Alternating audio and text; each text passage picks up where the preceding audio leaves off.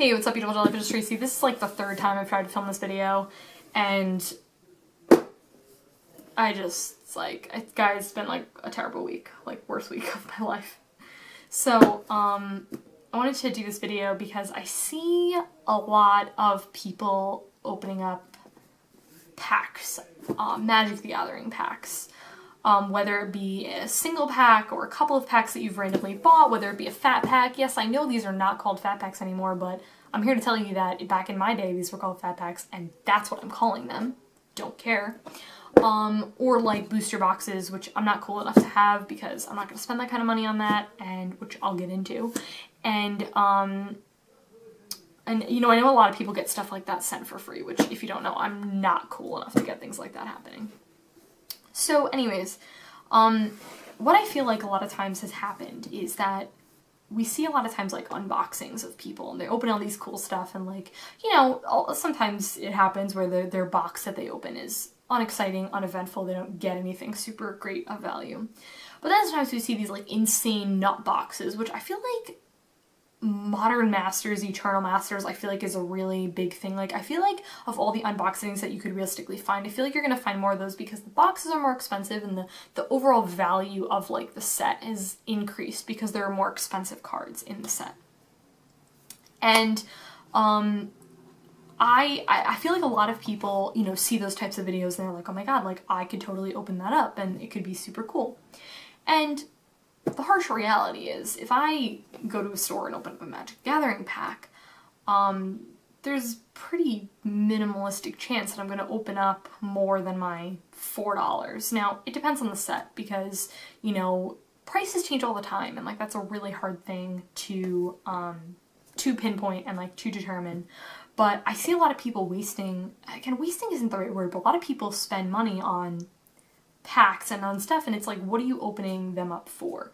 Because if you're opening them up with the goal of, hey, I'm gonna buy this pack, or I'm gonna buy this fat pack, or I'm gonna buy this booster box, and I'm going to earn a lot of value, you know, I don't know if the likelihood of that is really, I don't know if you can really have that sort of like mindset, because I don't think there's enough value in a lot of stuff where you can realistically like get that. So I don't know, I'm thinking like in particular like a major set is like World Wake, which is a really small set, and prices of that sort of stuff, that set is really large. If you were to buy a pack of that, it's very expensive, and one of the reasons actually why World Wake is pretty much so damn expensive is because of Jace the Mind Sculptor, because Jace the Mind Sculptor is still like $100 last I checked.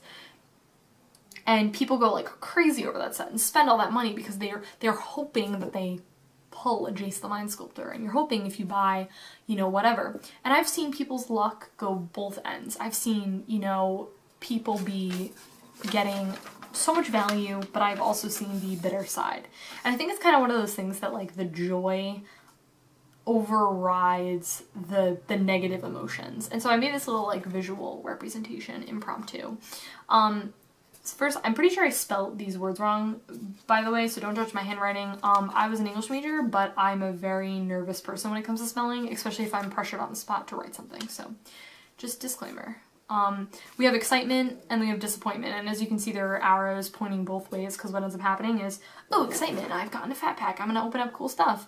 Oh boy, 10 minutes later, this fat pack sucks. Disappointment. And then the cycle, like, repeats itself, basically. I buy another fat pack because I hope I'm going to open up something cool. And I really ultimately think it's the goal, the thing, like it's like a personal choice, like, you know, of whether I want, whether, like, why they're purchasing it. Because, like, I know a lot of people, especially with, like, Modern Masters, Eternal Masters, it's like, okay, when you're opening up these cards, you're not going to build a modern deck, you know, like, say you're trying to build, like, I don't know, like Coco, I don't know why I just said Coco Melira, let's just say. You're trying to build Melira combo, and you're like, okay, I want to, you know, buy a booster box because I want to see like how many cards I can get for that. Maybe I'll get like, you know, some commons and uncommons from it, you know, and then you'll get like 3 or 4 or 5 cards. I'm just like saying estimates because again, like variance is so huge in those boxes. You could open up great stuff, you could open up terrible stuff, like it just totally happens. You know, So people, I feel like, are super wrapped up into the big excitement of that. And, you know, they forget that, like, the reality is that the majority of people who open up this stuff, they're not going to earn as much value back. But it's to be a personal choice of you to determine what value means, because the deal is if you open up like a pack, some packs, it's like fun. You know what I mean? I remember like a while back when, I don't remember what set came out. God, what was it? It's got like Jace on the Fat Pack box, and I use it, and I'm so blanking on what it was. But I opened up like a set and I actually like filmed my unboxing with it, and that was super cool because I filmed like a YouTube video about it. But it was fun because I was like with friends and I was opening up packs. So I look at that and say, well, even though I didn't earn my estimated value back, my $40 or whatever I paid for that Fat Pack, I had fun opening it with my friends. And I feel like that's a major thing, is you're kind of like gambling. I feel like is a perfect example. I think I've gambled like once, so I feel like I'm not like a viable example of this, but it's kind of one of those things where like if you're someone who lackadaisically gambles, that's such a good word, lackadaisically, like no one uses that word. That word's awesome. But you know, you go and gamble. Okay, you lose your $30 that you've put towards gambling, but you're earning fun out of it. And sometimes that is a major draw factor, I feel like, for people. But again, then there's some people who are like, I want to get actual legitimate value. And I think those expectations for people, I think people need to like lower their expectations, definitely. And I'm not like faulting anyone. I think, again, we've seen small crazy unboxings and it's definitely great and it can totally happen.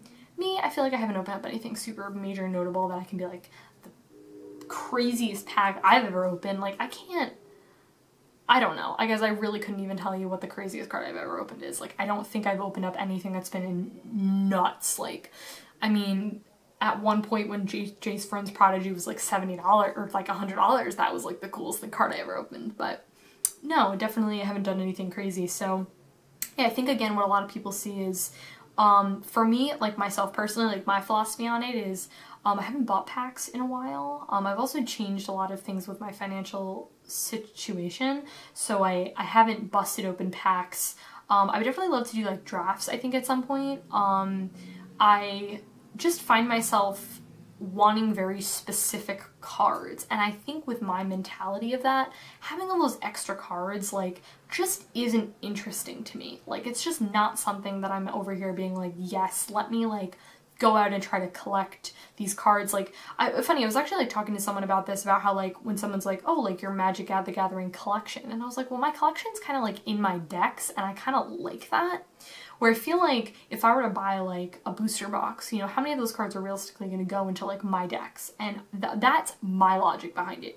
Not everyone views this way, and I think if you want to go out and blow lots of money on booster boxes, hey, all the power to you. I think that's super awesome.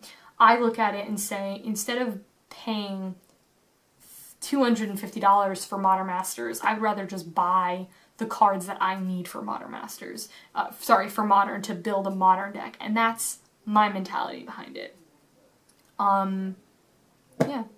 So that is it. That was it for talking about sealed products and yeah, just, this is my third time filming this video. I need a drink. But I will talk to you guys in my next video.